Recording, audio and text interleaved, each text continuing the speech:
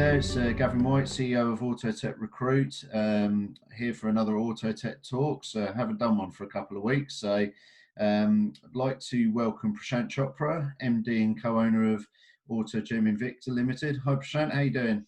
Morning, very well, how are you? Yeah, good, thanks mate, good. So really fortunate today. Prashant is someone I've got to know over last sort of 3 or 4 years. Connected one another through the NTDA, and very much like myself, Prashant is connected and networks with lots of different parts of the industry. So we're very privileged today to have Prashant give us his view on everything from the tyre sector to the parts sector to a million and one other bits that you generally tend to be involved in, Prashant, don't you? So do you want to just give us a bit of a background of what you guys do at Autogem? Sure. So yeah, I think you're right, actually. Good point. Yeah, we are quite broad in terms of our reach. Personally, I'm a former chairman of the NTDA, which to those people who may not know is essentially sort of the UK Tyre Industry Association. So we supply into the tyre industry all sorts of exciting products like tyre valves, balance weights, technology products like laser tread depth analyzers and TPMS solutions. But we also supply general workshop consumables into sort of a broader sector as well, into the vehicle manufacturers, into dealerships.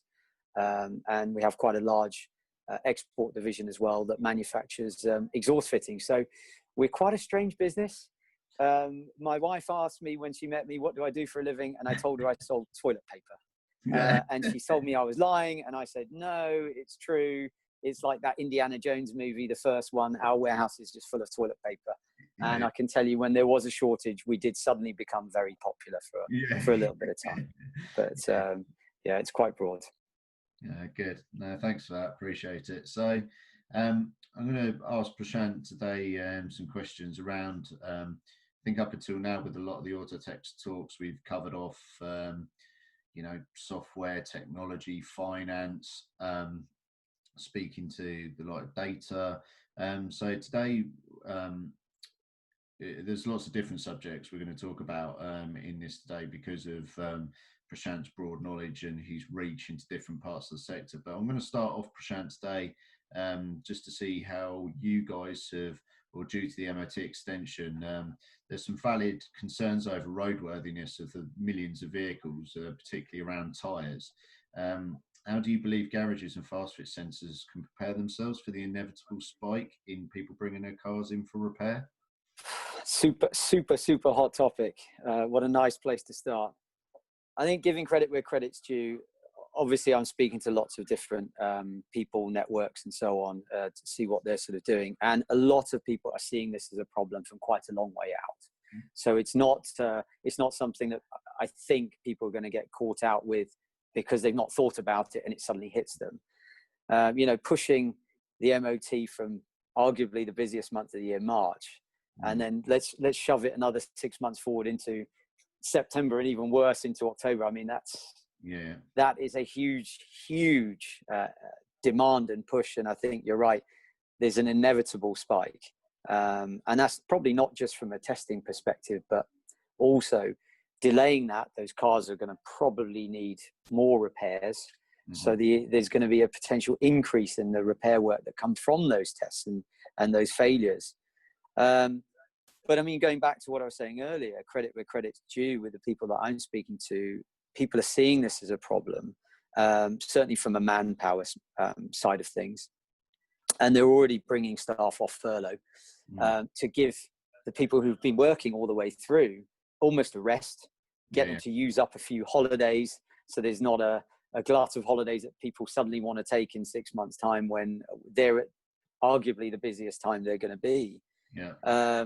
So I think that's one way that people are already thinking about these things and planning, and I think that's really smart.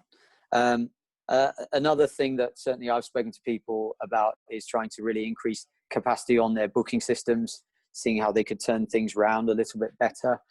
And I think fundamentally communications with their customers is the absolute key. They should have good data, and this is where good data is going to pay for itself. But they should know what sort of mileage their customers are doing. If they're doing high mileage, maybe those guys need a call first. Maybe those people with the oldest vehicles, those people with those particular, as we like to call it in the industry, MMY, make model years, that are troublesome, that actually we love to repair. Those guys get those phone calls first and say, look, the whole point of the MOT is to keep your car safe and other road users safe. So why not come in and get that vehicle looked at, perhaps arguably earlier? But I think all of these things have to be done really sensitively, you know, with the whole lockdown and certainly people's wallets being affected. But people are thinking about it, to give them credit for sure. Yeah, I mean, we've certainly seen an uplift this week in terms of our bookings. That seems to be the leader that's coming from the garages when we're asking them, you know, why are you needing to hire a temporary technician or a temporary MOT? Is that because they're seeing that peak already in the business where the opportunity, or some of their staff aren't ready to come back off the furlough yet for whatever the reason may be. There definitely needs to be opportunity out there. It's good that people say that. I think the big thing, Gavin, is this data again. You know, have people been capturing data well enough to communicate that on? And I would say there's a mixed bag out there. You know, some companies are really obsessed with getting as much data as they can, and some, you know, it's almost that challenge at the center level to try to extract that information. But if you've got good garage management software, you can do some quite special things with it, actually. Certainly from our experience, you know, we sell these laser treadwear analytic solutions that can capture people's mileage, captures people's treadwear, but then it can actually give predictive come in and get a tire check type marketing.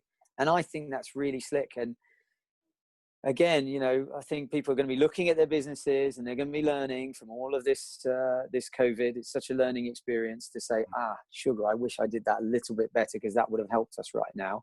And those people who are well prepared and collected good data, they're going to be in a better position for it. Yeah. Or previously, rewind a year, I was aware of that technology or that product, but I never did anything with it then. Yeah. Given what we've just been through, that's going to be number one on my top of priorities because it would have really helped me through this time. Yeah. So we previously heard from Anthony McAteer from Euro Car Parts several weeks ago now in one of my first episodes.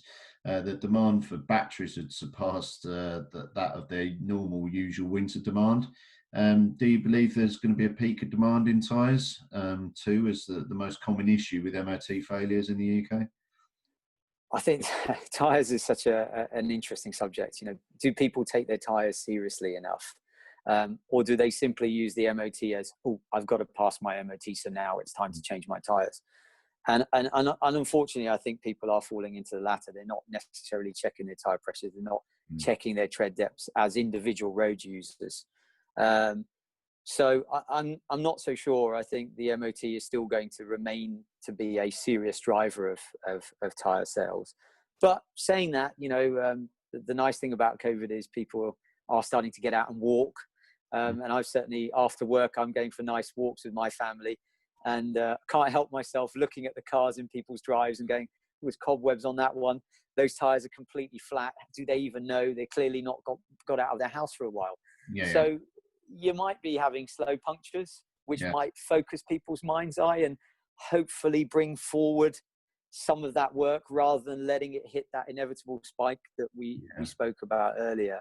I don't know. It's a difficult one. I think coming back to tyres in a slightly sort of longer term view, I think the traffic data is going to be a much more telling story. You know, are we now into this wonderful world of Zoom and Microsoft Teams? Will that massively affect our vehicle usage? Will the bean counters at businesses say, hey, I'm not having to pay for my staff to do as many miles, and they can be more productive doing these kind of meetings rather than face-to-face meetings?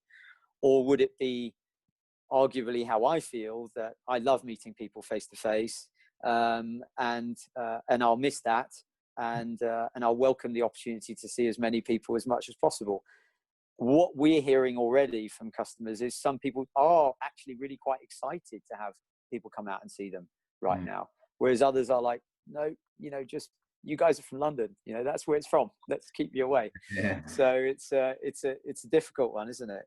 Yeah, I think I definitely think there's going to be an impact somewhere. I mean, obviously public transport, where possible, the government's telling everyone to remain off public transport, and so the usage of cars will perhaps go up, but for other things that we don't normally see. But from a work day to day, yourself, myself, most of the businesses we deal with primarily can be pretty much office based. So the barometer is going to swing in many different ways, and it's going to be interesting to see where it lands, because that is personally for me, I'm like you, it's I'd rather get out and speak to people. But absolutely, I agree. I think a lot of the, doing business this way, certainly for the next 6 months, I think is going to be a definite way of having meetings, for that reason, So as vehicles become increasingly smart and connected, and I know this is the stuff that you keep a keen eye on in terms of your Groove Glove and TPMS, and you're into the ADAS and them sorts of things. So users have become more reliant on their vehicle and effectively tell them when something's gone wrong. And this may prove a positive with a large number of potentially unroadworthy vehicles currently on the road. How strong a role do you think technology will play as a result of this moving forward? Well, speaking from a personal perspective, I'm that guy who can't stand the light on my dashboard. If it's shouting at me, I'm bothered, and I want to get rid of that. I don't like warning lights at all. But that's flickering lights and dirty glasses and my other OCDs in life. But I think technology is an interesting one because it's moving so quickly. Here we are, we're having a video conference, for example. I'm talking to you through my iPad. I could be talking to you through my mobile. I could be talking to you through my PC. No problem. We're in this world of wearables and smart assistants with Alexa and Cortana and Siri and smart TVs and so on. And I think when I say everyone, I mean consumers, are getting used to quite nice, slick experiences. So I don't see why that wouldn't be a continuing trend from the vehicle side of things. I've had the pleasure of going to quite a lot of these connected vehicle conferences, and we also work with multiple vehicle manufacturers. So I love getting in new cars and seeing the toys and the tech that keeps coming out. It's always been something that excites me. Is COVID going to slow down the rate of new car sales? Absolutely. Unfortunately, we are going to see that for sure. But I think the change is inevitable, really, isn't it? And when you start throwing in some further complications like autonomous vehicle, and the regulatory issues and the technology required to make that work, that's going to be quite serious. And then you're going to not just get to a hot topic, really, a right to repair issue, but a capability to repair issue. And I think that's where that relevance may go up. And then just to add a little bit more salt into the aftermarket's wound, if that's the right way to call it, to be honest, you throw into the mix sort of mobility as a service. People are sort of, grabbing their phones and going, I want this car here now, and I'm going to use it for X amount of time. They're not concerned with the maintenance. That's going to be down to the fleet owner or whoever actually owns the vehicle. And I think that would be somewhat automated as well. So the duty of care will shift, and technology is going to pull it in all sorts of directions. Sorry to bring a bit of trepidation, really, to the talk today. Well, no, I mean, we all know how technology has really accelerated over the last 5 to 10 years, isn't it? I mean, it's coming thick and fast. And I personally have a view that it's going to come even quicker now because, like you just said, car sales are good. Car sales could be down. I think we may see a small bit of pent up demand and peak, but long-term outlook, I think, may be tough. But actually, the car manufacturers really hold the keys to that because, Mm, like you say, if consumers are getting used to slick experiences, and like me and you, who like a gadget and we like yeah, techie stuff like that, then that's what turns consumers on, isn't it? It's like, oh, yeah, well, I'm going to change my car because this car can now do this, which my old one can't. So, and that's that technology and that constant improvement. Why do we keep upgrading our iPhones? Why do we keep upgrading? Because every 2 years you want a new iPhone because it's got better camera lenses on it, it's got better storage, it's quicker, it's this, it's that. So, yeah. I could see the manufacturers really pushing even more technology in the coming years because they've got to create that demand somehow to bring the consumers back to the tills, basically, haven't they? Because they're not going to just shut their factories down for the sake of it, are they? No, So, no. yeah. I think it's a funny one, Gavin. I mean, I have to make a little bit of an online confession here. My 2006 Beetle, I finally changed the head unit on it last week, actually. All right. And I'm so excited to have Apple CarPlay, not use my headphones when I'm in the car, and everything just works. And I can hear people clearly when they call me as well. I'm Yeah. thinking, why did I not do this years ago? But unfortunately, unlike some other people, I don't get to change my car every 3 years. So it's one of those things. You still got the flour in the pot. No, well, it's not that kind of Beetle. It's the Jeremy Clarkson Beetle. Cool. But it's an old one. It's not, unfortunately, not a new one. So on the subject of integrated vehicle technology, there's now billions, and I know this is your subject, TPMS. So I had to get this question in here somewhere because I know this is what you go to sleep thinking about and wake up in the morning thinking about. So, but there's now billions of TPMS sensors on the road. Is the automotive aftermarket, in your opinion, equipped to service these, and have they received sufficient training? Oh, have you not had enough energy and passion from me already? This is a dangerous one. My poor wife, she used to say, "You didn't sleep last night," and I'm like, "No." She goes, "You got your TPMS night fever again." Yes, that's basically when I've got all these crazy ideas about how we can keep moving our program forward all the time. So yeah, we're always nudging the odd percent here and there on that subject. Yeah, is the equipment out there? Absolutely, yes. The equipment's out there to do the job. That's not an issue. Has training been provided, or is it available? 100%. Is support available? Hell yeah. Yes, absolutely. But there's things happening. I mean, have we noticed an increase in TPMS tech support calls from COVID? So COVID hitting massively reduced the amount of tech support calls we got. I think we were getting almost 1 or 2 a day, from 20 to 30 a day. And some of these calls are quite long. You can take 10, 15, 20 minutes resolving a problem. So we've got multiple people that take care of that. We have seen, and this is a good sign, that the tech support calls are increasing. So that means to me that there's an element of normality coming back to the market. But let's go back a step. I mean, the question you asked is, is there sufficient training? Is there equipment? I would actually say, is there the desire? Is there the motivation? Is there the priority to put TPMS up there, to almost grab that opportunity? And this is where I get very passionate about it. Are people making it a daily part of their business? Have people incorporated special standard operating procedures, TPMS aspects to their SOPs, to grab those TPMS inspections and report and engage with their customers properly, to hopefully drive those TPMS sales? And I think, we deal with in excess of 3,500 workshops. So, we've been doing it a long time now. I'd say it's a real mixed bag out there. You've certainly got the guys who are super engaged. And you certainly got the guys who I think are using their TPMS equipment as a first aid tool. And it shouldn't be. It needs to be, I'm sorry, I have to say it needs to be like a tread depth gauge. It needs to be something you're using every day in your business.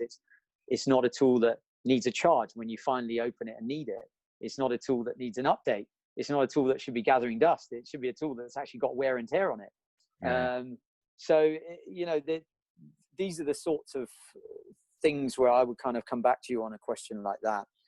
I mean, one thing I would also say to sort of businesses who might be listening in, if you're replacing sensors, that's one thing. That's something that the early adopters were doing with us back in around 2008.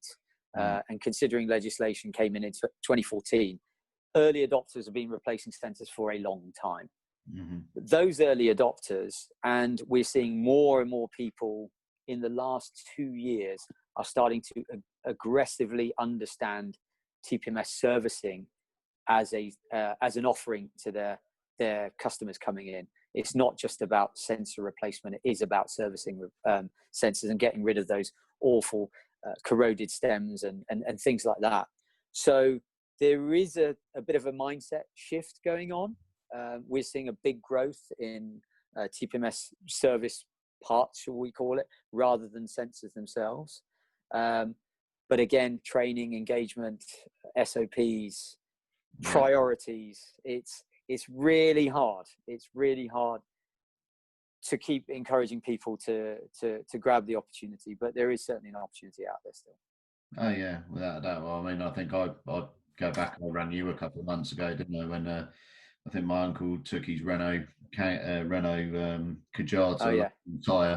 tyre establishment, and went for a service and some tyres, and basically ended up the tyre fitter there ended up lobbing off the valve and the TPM, throwing the TPMS system in the bin because he wasn't aware that it had one on it, which is a bit concerning, isn't it? And costly, obviously, to the garage, because they had to replace it and get a genuine or equivalent part to put back on it.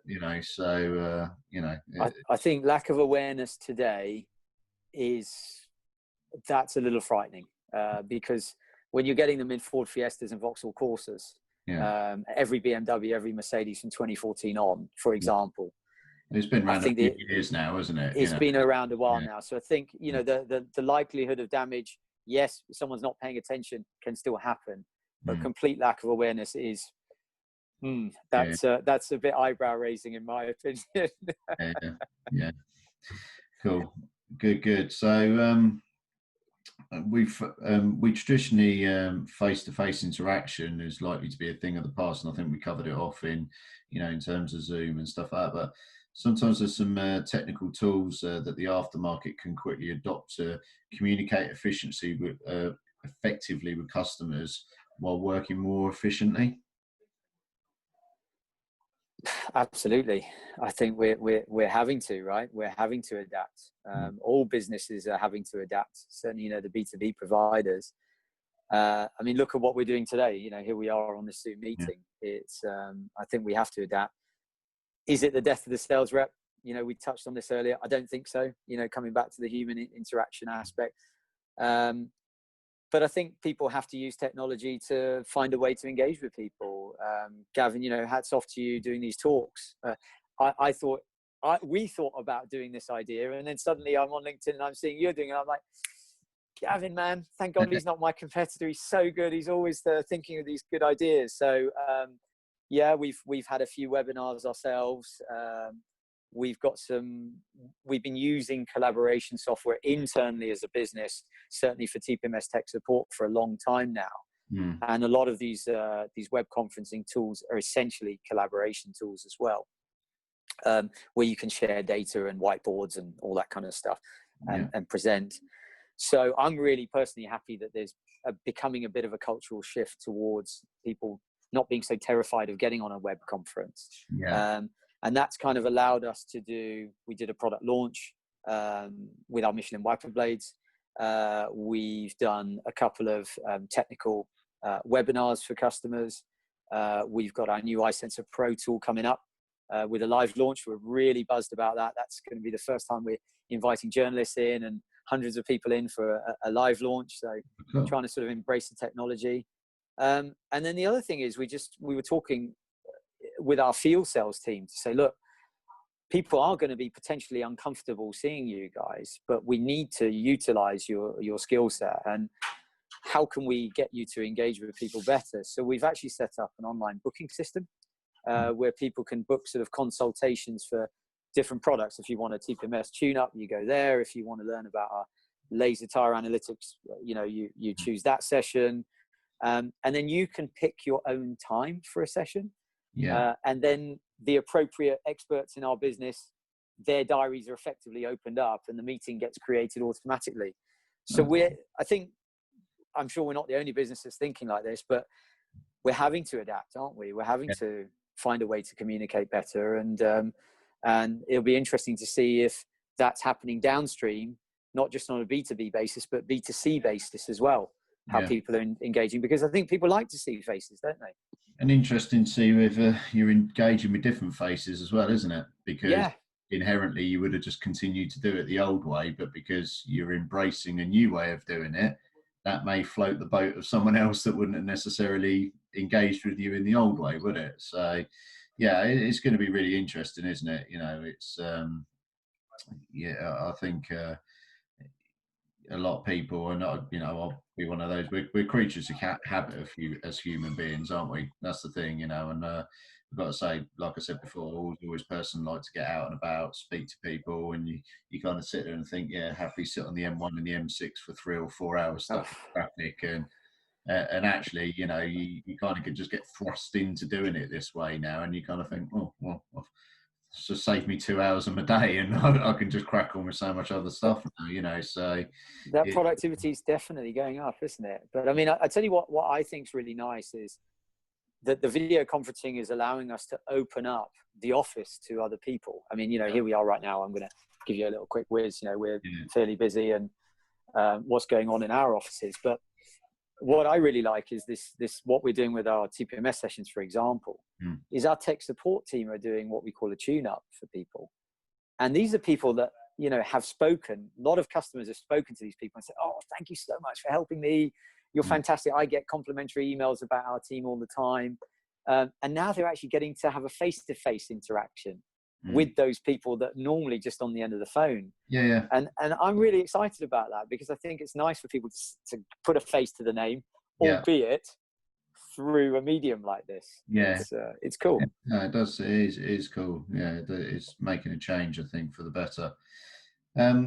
So has there been a knock-on effect in the supply of parts? I know for you guys, and obviously your family, your brother and your dad are obviously still massively involved in the business. You've got a far-reaching supply network across the world. Oh yes. Do has this impacted your business at all? How are those territories and markets been performing against the UK? On India, China, America, Taiwan. You're connected to a broad spectrum of countries, aren't you? We are. So our business is almost 50% export now. So we have got quite a wide reach, and we export a lot into the States. So we earn dollars, and we export a lot into Europe as well. So we're earning euros. I know what to do with my dollars. I don't know what to do with my euros, but that's a separate story.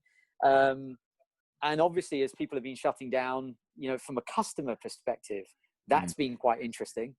So that's had an effect where, in a way, as the virus has moved from the east to the west, we've had Europe shut down, but America's still shipping too. So that's been quite a nice. We've been very fortunate as a bit of a lifeline in that sense to keep the wheels turning on the export side of our business. But supply chain wise, yes, we have supply chain as well across the world, whether that's Malaysia or Taiwan or China or India, where we have our own family-owned factories. And again, we've seen different countries affected and different lockdowns lifting in different ways. Early on, we thought some of our core products we were having a massive sales spike, to be fair. I think like lots of people were enjoying the beginning of this year from a sales perspective. Ironically, March was incredibly a record month for our business. We were way ahead of what we've ever seen before from a sales perspective. And we were quite concerned because we could see a knock-on effect with supply chain, where our supply chain has effectively paused for breath. And Now, ironically, they've come out of their issues, and product is starting to flow again. So, and as we've had a lockdown and we've had a reduction in demand for some products, and I'm going to come on to that in a moment, that's given us some breathing space to allow those containers to come and ship and come in and actually keep us quite well stocked. So in a way, COVID's done us a favor on some commodities. Yeah. And then COVID has given me what I call the special Autogem equation, which probably other businesses would agree with, on other products. So we mentioned it earlier, toilet paper, it's one of the things we sell. Gloves, oh my goodness, the culture for gloves is changing. I think everyone's seeing people walking around with gloves. Masks we sell to a small extent, or did, and now it's obviously become a much bigger part of our business. We deal with chemical manufacturers who, some really good ones actually, to be fair, who provide things like sanitizers. So the PPE subject is something that has affected us very much in as a business. And I like to call it my very own COVID equation. So sorry to share this with you. X is demand. X is demand. 5X is what we're actually ordering. A third X is what we're going to receive. And a question mark is when will it actually arrive? So it's been unbelievable, the amount of pre-sell of products and the amount of people saying, I want that, I want that, I want that. And the forward selling has been incredible, because there's been such limited supply available of some of these core products. And I think, to be honest, and I'm going to say it, I think there's been a lot of blatant profiteering going on during this time, and I think it's, from a personal point of view, I think it's quite shameless. But maybe we're in a privileged position where we have a breadth of products that can keep supporting us during a challenging time as a business. But we're seeing products which would normally sell at, say, shall we say, £3 to £4, being sold at £15. And it's really not fair on those workshop customers that have to get that PPE in. So we've very much been sort of rationing product, to be fair, trying to make a little ball of blue tack stretch as long as possible without snapping. And we've seen sanitizers. I mean, my goodness, fortunately, again, we deal with reputable chemical companies. We've been able to buy sanitizer very competitively. We've not been able to get enough of it. But we've been able to sell it at extremely reasonable sort of prices. And it's a really difficult one. I mean, I think you'll get to see some of the business culture that's out there. For us, masks has been another one, because we deal with the vehicle manufacturers. We've been asked to get certain specification masks in, and they're expensive, and they need to be air freighted in, and supply chains very much affected. You need all sorts of certification to get these kind of masks in. And then during all of that, we've realized, well, hang on a second, you guys are spending so much on your PPE. Yes, we're selling to you below a kind of a market level, and we're very comfortable with that. But we could save you some money. So why don't you look at reusable masks, for example? And that's something we kind of introduced, those Batman type masks, if you want to call it that, or Mortal Kombat masks. But again, it's one of those things that, supply chain isn't an excuse for just ramping up the price. And you're seeing the price of some of these products drop massively now, and people are getting stuck with things. And we are seeing that, not so much as a business ourselves, but we're seeing that suddenly people are offering us things at prices reduced from what they were trying to get for them earlier. So that's an interesting one as well. It's calming down. I think there's one or two categories of product which I don't think are going to calm down, certainly till the end of the year, and we will see the market price remain very high. And other areas I think are going to come down progressively over the next six to 9 months. All depends if we get a second spike. Absolutely. Hopefully not. So there's been an increase, and you touched on it earlier, I think, certainly around your TPMS and your tech support, and what you were discussing about your tech support agents there. There's been an increase. We've certainly seen a lot of virtual training. We've evidenced that ourselves by releasing our own training for our own technicians through virtual training.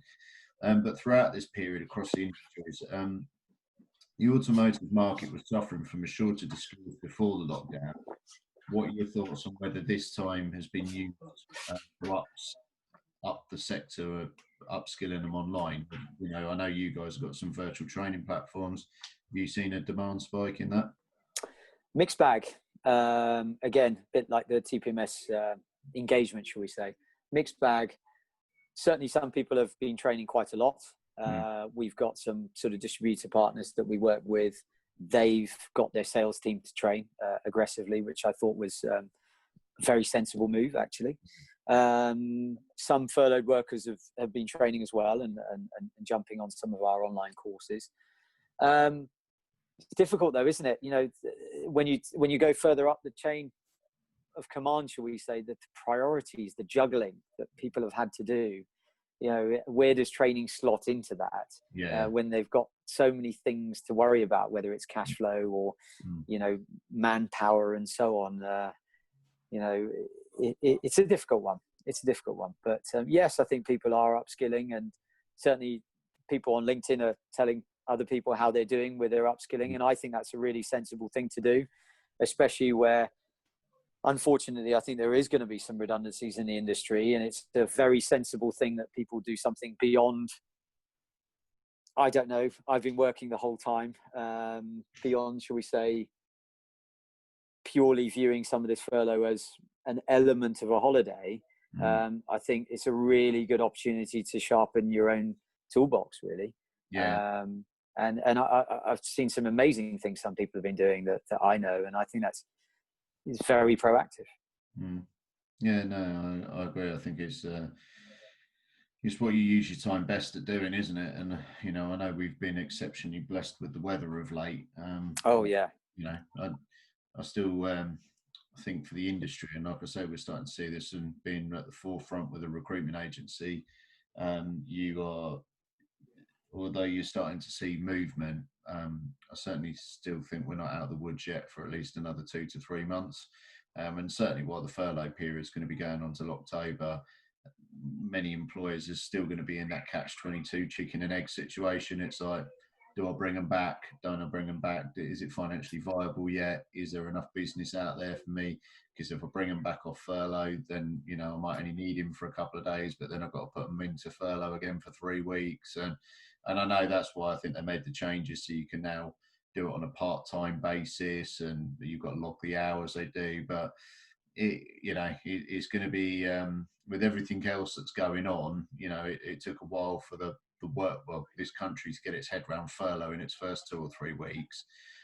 Now you're going to have to get your head around some of the changes and all the juggling, like you said, of all the different things. You know, whilst actually being back in and dealing with your customers now. When we're all getting our head around furlough 8 weeks ago, we didn't have any customers to contend with per se. Now we've got probably 70%, you know, most of the vehicle manufacturers I'm talking to over the last few days, most of their dealerships are up to 60-70% capacity now in terms of account. So it's come back. That's a lot better than it was. Well, yeah, and that's happened in 2 weeks. So you've pretty much gone from like 0 to 10% to nearly 60-70% in 2 weeks. But they're still holding back. They're still holding 30% back because they're not quite sure yet. You know, they're just seeing, is this just an initial, just a little spike, or is it going to flatten off again? And actually, why the government support is still there, it doesn't make financial sense for us to bring certain, should we say, less productive people back to the business yet. But again, that has its issues as well, because for certain people, if they're not productive per se, because it could be something around their skill set, well, now's the prime opportunity to get that investment in them so they become more productive. So when they come back and they're ready to hit the floor running, isn't it? You know, so I know it's tough. It's a chicken and egg situation, isn't it? It is. It is. I mean, it's funny you talk about productive. I had an interesting conversation with some of the warehouse team here, who were saying to me, "Oh, you know, will we be remembered, and why have we been chosen to be the guys who are working right now when the other guys are kind of not having to pick goods in the warehouse?" And I just said, look, you know, there's a reason you're here, and that's because arguably you're the most productive. We got the barcode analytics, and it tells us that you pick fast enough, you make the least mistakes, and so on. And I said, you're actually being rewarded for being here, so don't feel that you're being punished. Yeah.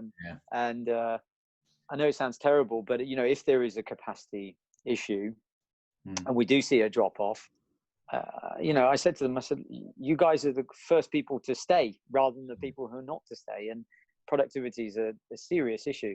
I mean, going back to what you were saying about the spike, Gavin, with the MOTs coming, that's going to be quite a demanding time for you guys. I mean, I'm sure you've had a huge challenge over these last few months, and certainly listening into some of your casts earlier, my goodness, hats off to you, how you've been so innovative during this time. But how do you sort of predict what's going to happen as the spikes are coming? And maybe that's an opportunity, dare I say, to start engaging with people. I think it's going to be, I think a lot of it for me is based on how, going back to what we discussed earlier, is how good people's data is, and to what use they're making that data, they're sweating that asset. There's a lot of garages we've spoken to over the last 3 to 4 weeks, and actually and I mentioned this, I think, in one of the previous talks that I did. I can't remember who it was with now, but the garages were actually ringing up their customers and saying, "Oh, just to let you know, we're open again, and wondered if you'd like to pop down and get your MOT test done, or get your service done, and we know that you should." Oh, absolutely. 90% of their customers were like, "Yeah, when can I come down?" Fantastic. So I think the industry just went into such a panicked shutdown. It was such a tsunami of shock. It was like, right, just batten down the hatches for the storm, get as much benefit, if you like, from all grants or furloughing money from the government, just to take stock of the situation to see what, and then you're starting to see, probably beginning of May, a couple of dealerships and manufacturers were starting to sort of put their head above the pulpit a little bit and ask the question of their consumers, and their consumers were reacting was sort of taking them back a little bit, because their consumers were like, "Well, oh yeah, I was always going to get it done. I just didn't bother ringing you because I assumed you'd be shut." Yeah. So you've got on one side the consumer assuming that the garage was shut, so they didn't bother ringing. And on the other side of the fence, the garages haven't bothered contacting their customer. So it was almost like a Mexican standoff. It was like, who was going to ring first? Actually, because most of the garages have picked up the phone and said, "Oh, hi, Mrs. Smith. Do you want to?" "Oh, yeah, I'll pop down tomorrow and get it done."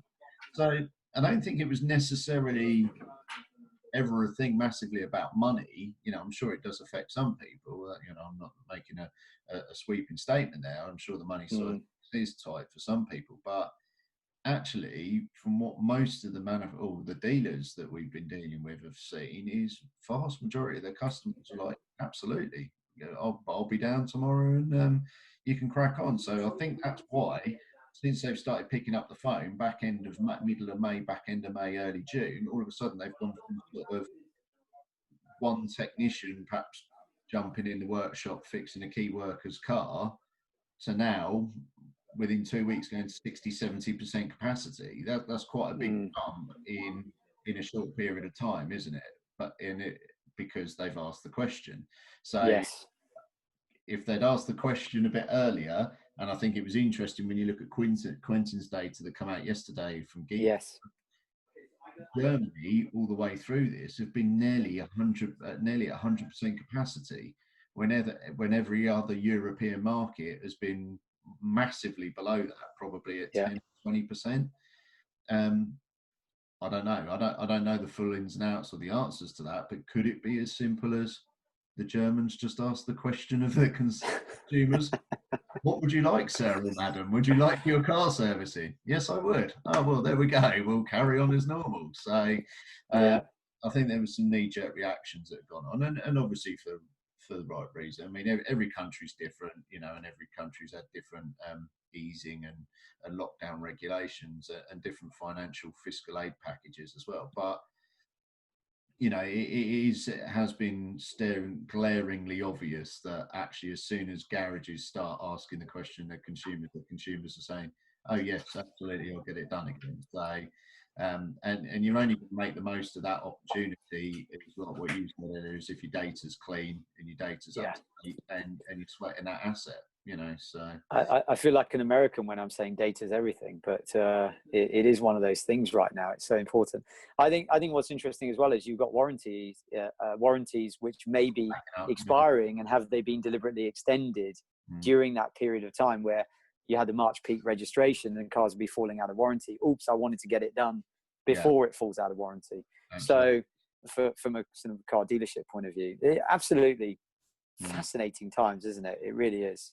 Yeah, and I think for us, I mean, like I said, we've started to it started to open up again, and we've been open all the way through this, but we're victims of the demand, of that whole capacity piece. So, but it's definitely starting to lift. It's getting busier day by day. We're getting more and more inquiries day by day, but I think that there's going to be lots of opportunities for us as a business. Certainly, the labour market is going to be interesting. I think there will be redundancies. I think we saw that already in the press yesterday, certainly from a manufacturing point of view. But Lookers obviously making their announcement, and I think there will be others that will come, because businesses will cut their cost accordingly. At the end of the day, they've got to level the books somehow. Regardless of how much the government want to throw at it, the inevitables, it's got to happen somehow, and I think people will look at how they may staff their businesses moving forward, and if a solution like ours is a solution for them, then I think that's where our opportunity will be. I think people will look at how they staff their businesses different, their recruitment processes and everything moving forward, because I think they'll have to, so. But